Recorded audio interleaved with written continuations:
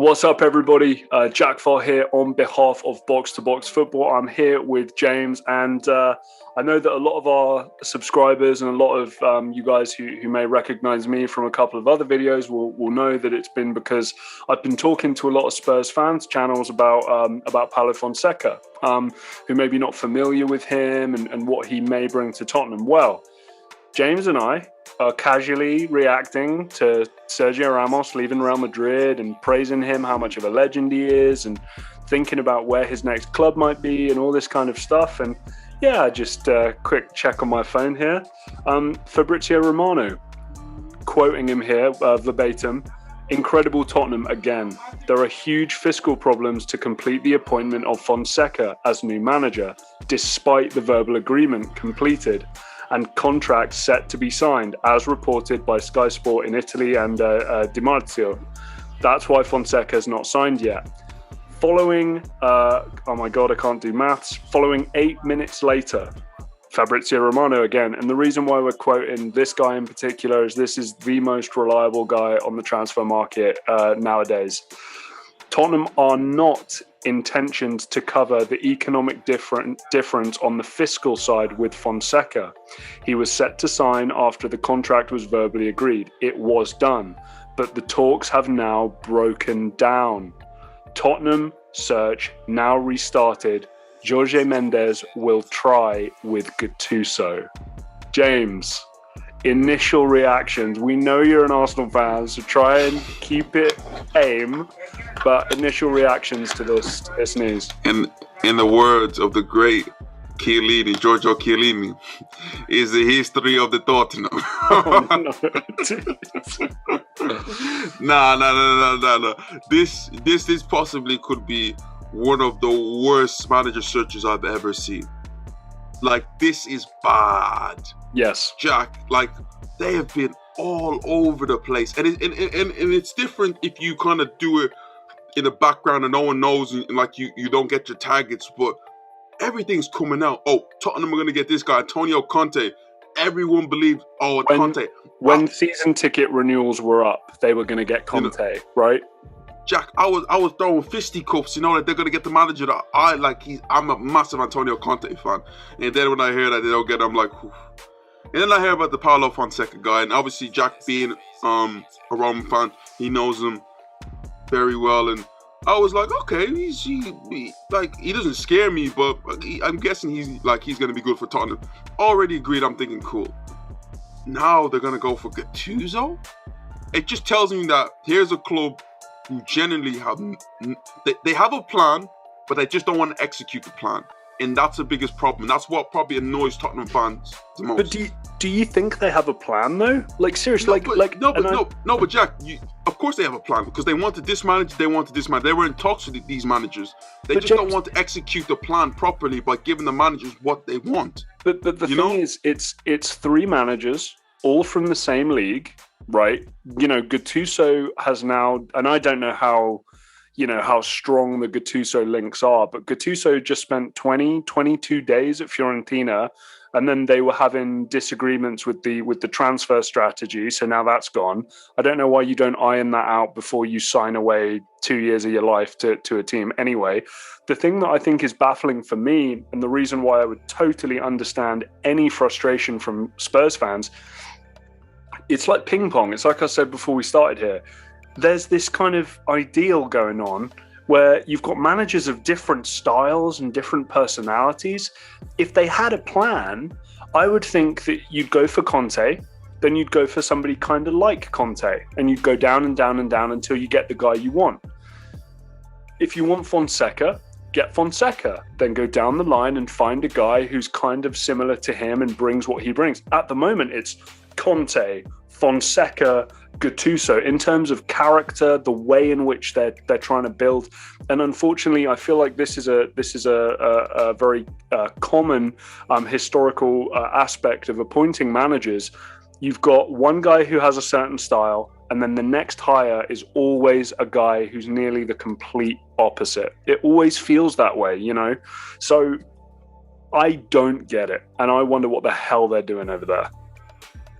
Like, right now, it just seems that I feel like if Tottenham really want to show their ambition, they would pick a guy there. He's generally available like an Antonio Conte, and they'll say, no matter what it takes, we're going to get this man because we want to compete. We want to show Harry Kane. We want to show the fans that we want to compete, who have been...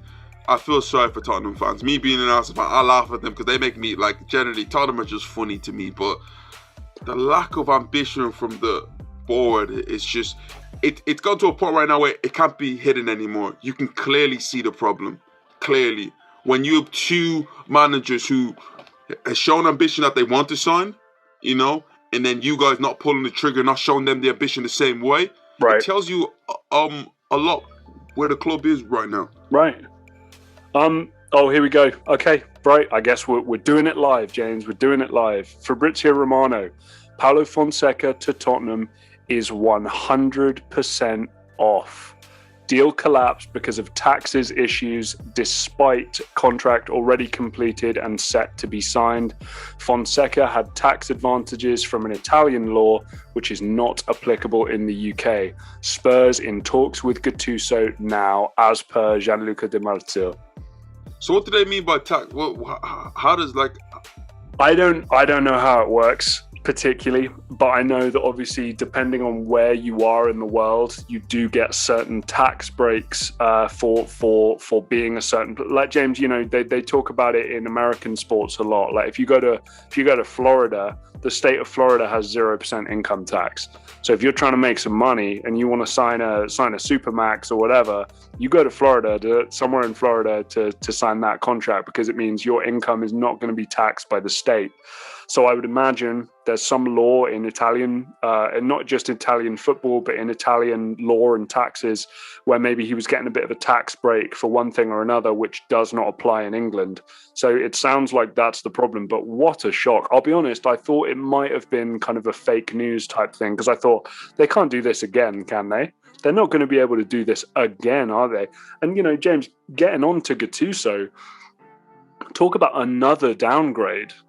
You know, talk about another downgrade for Spurs. You know, for me, Conte was a top 4 guarantee.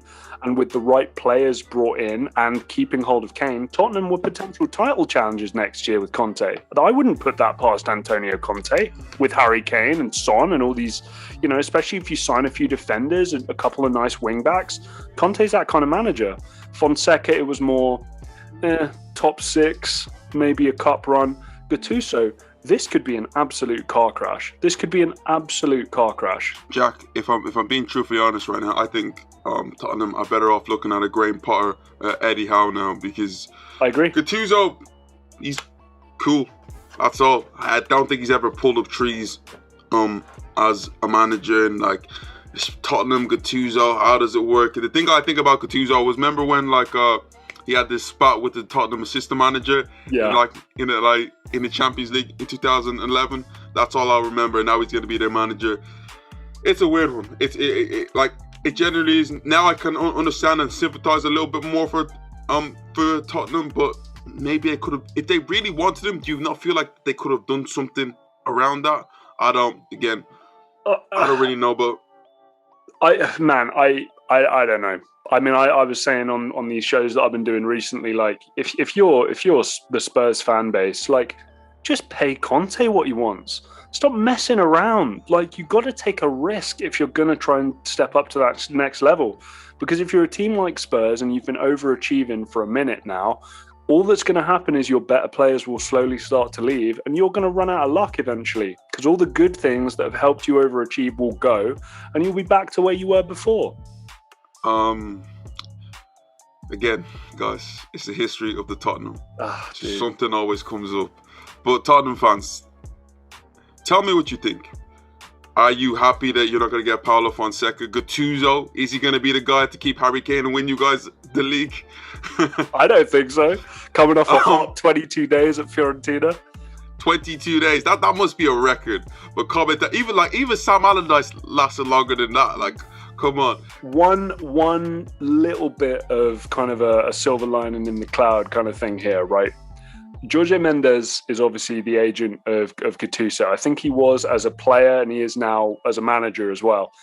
if you get in good with Jorge Mendes, then you have access to all sorts of players. We saw Manchester United have a fantastic relationship with Jorge Mendes for a long, long time, and it meant that they could, pull off some pretty impressive transfers. Now, I'm just saying, if you can have that kind of good connection with Gattuso and build up some good, positive relations there, maybe the transfer market will swing a little easier. But I would still say Gattuso is your manager.